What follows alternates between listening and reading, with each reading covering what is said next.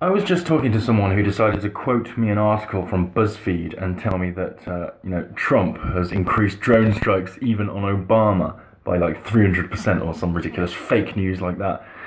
Well, I said BuzzFeed wasn't a credible news source because they published the quote unquote unverified and salacious dossier.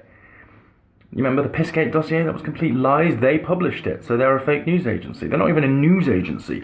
These media companies, they operate like mafia, trying to shut down their competition. That's what they've pretty much done with InfoWars. They've shut it down across all the mainstream platforms.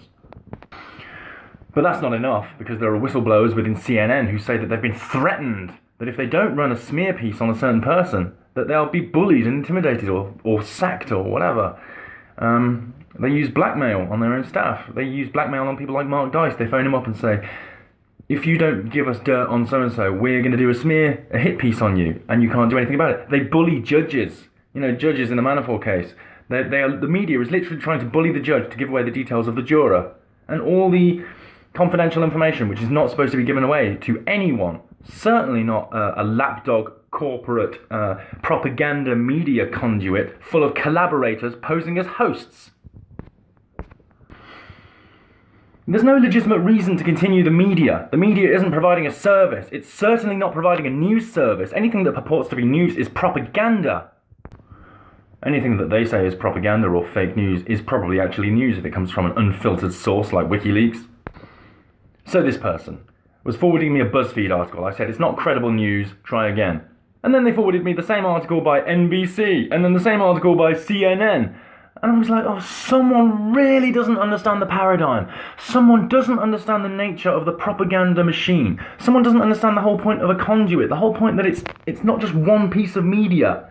It's just a vehicle for lots of media. It's a vehicle for the propaganda against us, the weaponized propaganda that weaponizes the other half of the public to turn into a civil war, as is generated the conditions for a civil war society. And that propaganda is an enemy against the people. And we're the enemy. We're the enemy of the deep state. We're the enemy of the propaganda media. And there's no point in the media continuing. It should have been shut down by now, in fact. But they're still hiding behind the free press lie.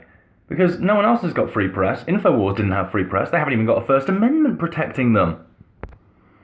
So why does the free press get, their right to have anything? Anyone is going to remotely lose their job there. They'll cry blue bloody murder and say, oh, fascism, fascism, we need a free press, we need a free press. We don't have a free press. We don't need a propaganda conduit.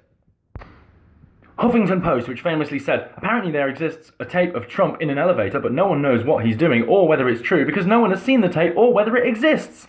Yeah, that's news. And in this country, Sky News sampled 1,000 people, 1,500 people.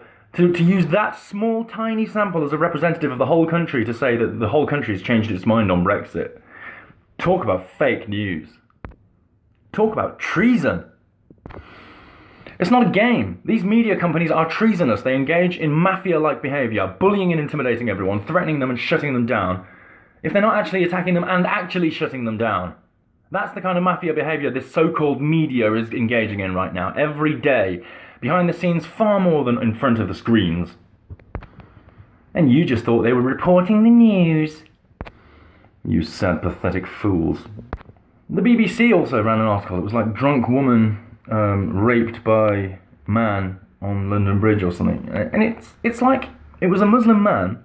The woman wasn't that drunk. He raped her. So it's obviously her fault, isn't it? And they're hiding the links for the religion, again, because it's more important that we protect the religion of Islam than anyone who's, any racial group or whatever. We can just smear all Asians, we can smear all men, we can smear all white men, we can smear all whatever we want, but we can't use the M word, Muslim. Or is it media malfeasance monopoly?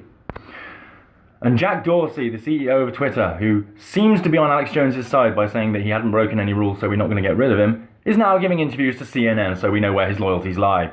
We know CNN isn't a credible news source, so why, Jack, are you going to it and pretending that it is? Why are you trying to prop up this dying, moribund, so-called media conglomerate? Why are you trying to prop up this mafia? Well, because you're a mafia yourself, and you've already shadow banned everyone that you've classed as conservative, even if they don't class themselves as conservative. You've shadow banned them so that they don't have any reach on the platform and they won't get anywhere. And you're hoping that'll translate into votes, and that the right won't get anywhere. And this isn't treason. Trump, enforce antitrust laws now. We need a global internet bill of rights now. We need to do something about these monopolies and break them up before. But we need to do it now. We should have done it before. And Congress, you need to stop saying they're a private company, they can do what you want. They've given me all this money, so I'm going to say they're a private company. Those old fools in Congress haven't got a clue about the computer world. They don't have a clue about Twitter or social media, and they don't know anything about algorithms or QFD shadow bans. Even though they are all QFD shadow banned. Funny that.